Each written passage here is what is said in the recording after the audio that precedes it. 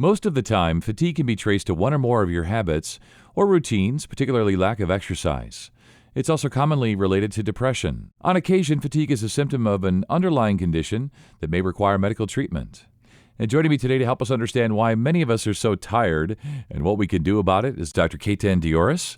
He's a board-certified sleep medicine specialist at Summa Health. This is Healthy Vitals, a podcast from Summa Health. I'm Scott Webb.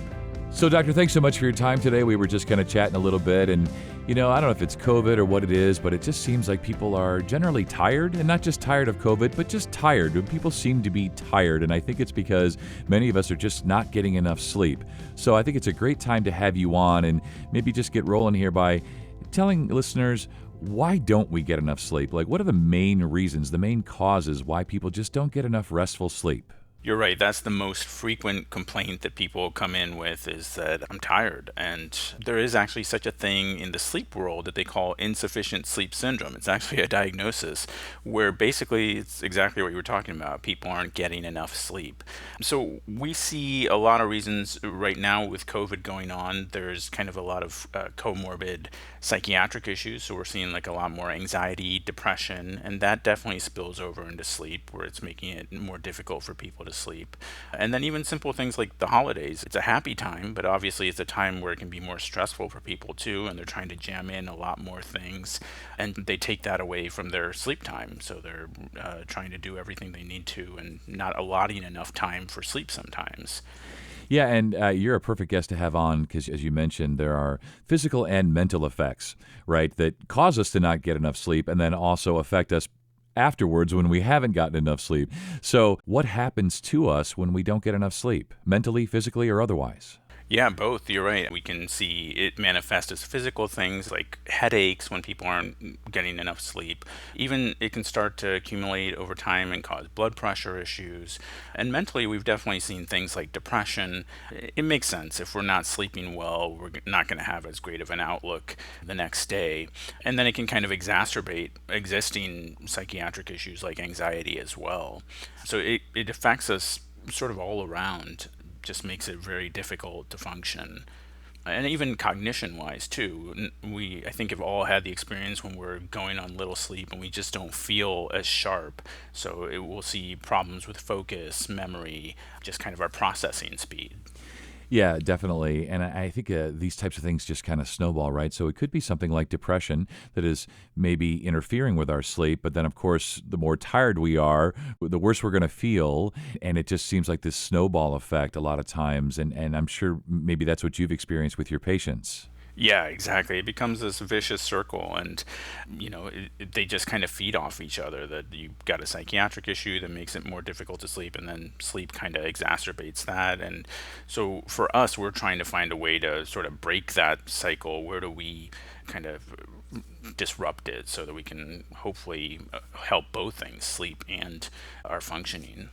Yeah, and let's talk about sleep apnea. I know you and I have discussed this before, but I'm sure in the list of sleep disorders, the possible sleep disorders, sleep apnea is probably at the top of the list, and many people may sort of be undiagnosed for sleep apnea. So maybe let's go through this. What is it? How is it diagnosed? And how does sleep apnea affect our overall health?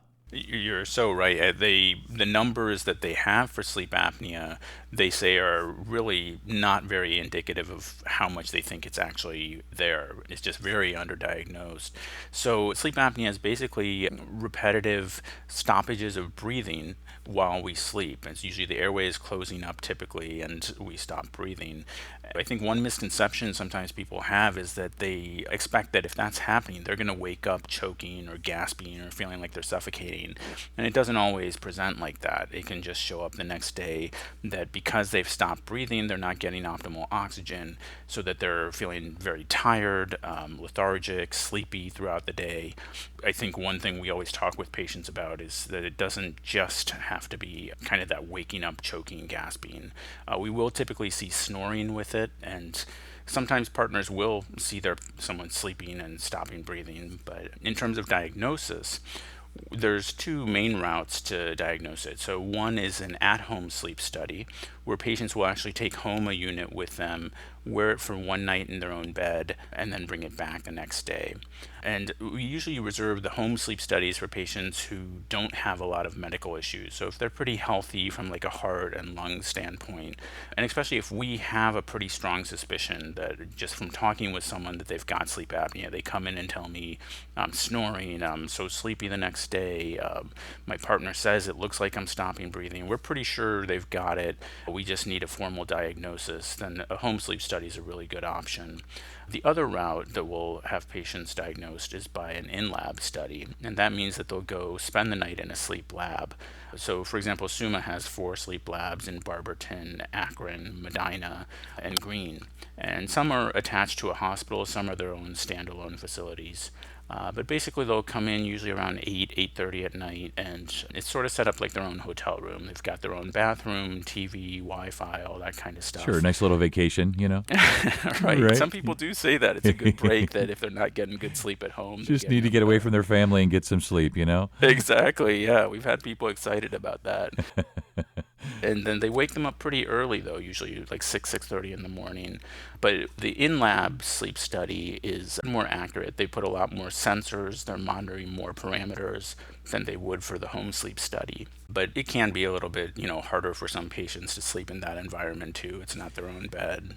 Yeah, that's what I was thinking, that it seems like, it would be easier for people to sleep in their own beds. But of course, if they've come to you because they're not sleeping, so they're clearly not sleeping at home. So maybe actually changing the environment and going to the lab maybe would actually help them, because they wouldn't have all the typical distractions. Although you did say you have Wi-Fi, so maybe they'll still be able to use their phones, right? They'll still be able to play on YouTube and TikTok. Oh, yeah.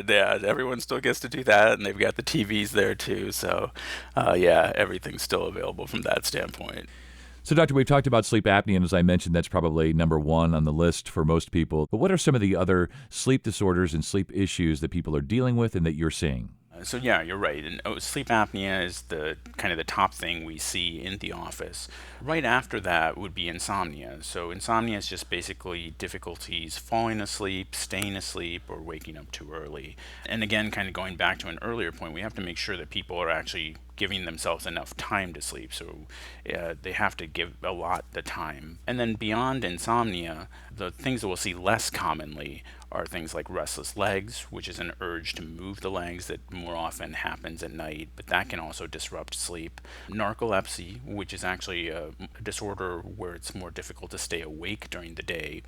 And then kind of unusual behaviors during sleep, which are termed parasomnia. So these can be things like sleepwalking or acting out dreams even. And Doctor, are there things that we do to ourselves? We were just talking about smartphones and YouTube and TikTok and things like that. Do many of us just play on our phones or stimulate our brains, right up until bedtime, and then we wonder why we can't sleep? Is that a thing? Oh, absolutely. Yeah. I mean, I can't tell you the number of people that come into the office and they're telling me they're just, either playing games or, like you said, TikTok, Snapchat, whatever it is. They're just spending kind of their nighttime hours in bed, just doing that for lengthy periods of time. And then, of course, that's giving them some blue light exposure, which can be more activating and alerting and making it more difficult to sleep.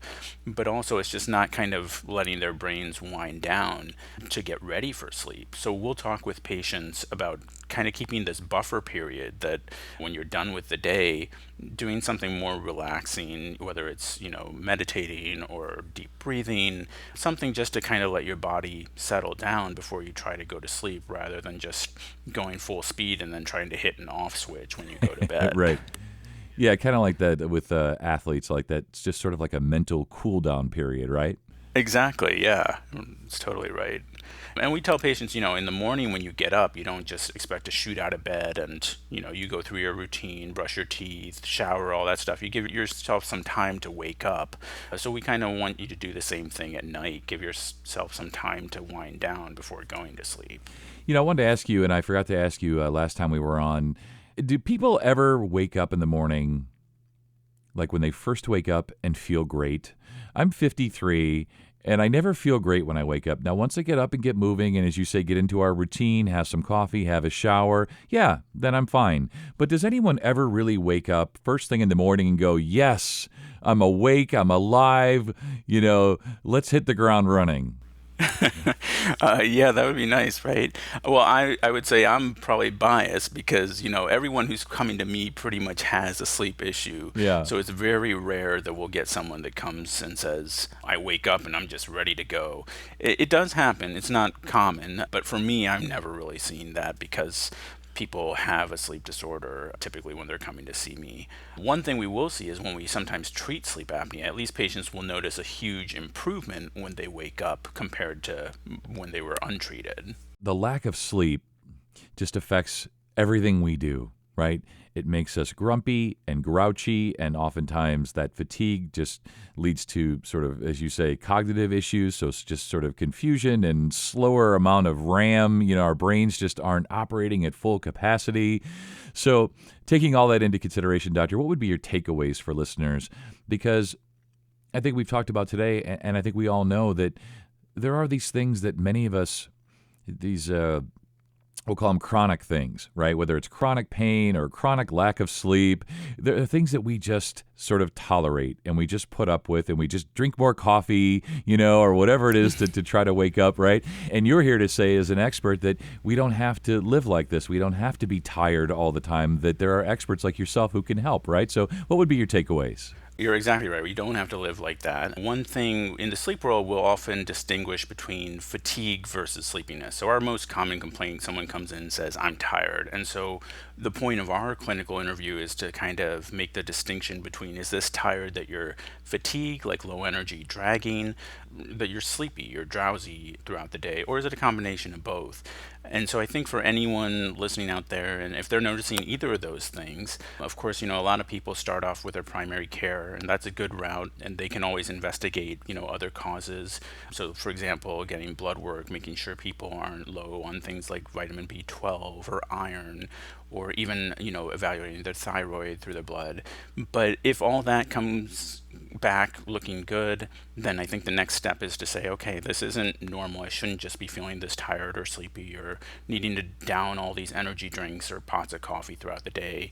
Maybe I should go get this checked out and make sure it's nothing else going on during my sleep that's causing all this. Yeah, that's great advice. And it's good, I think, that you mentioned that, the distinction between the two, right? Because there's like sleepiness because we're tired because we know we didn't sleep. And then there's the I'm sleeping 8 hours, but I feel fatigued, which again could be many other health causes, which is why it's a great reason to reach out and speak with our primary care physician and then move on to a sleep study like we have at SUMA, the sleep labs, or do it at home, whatever it is. So it's great to catch up with you. Always great to talk about sleep. I'm not sure why, but I always just kind of feel good. It always makes me feel like I'm going to have a good night's sleep that night.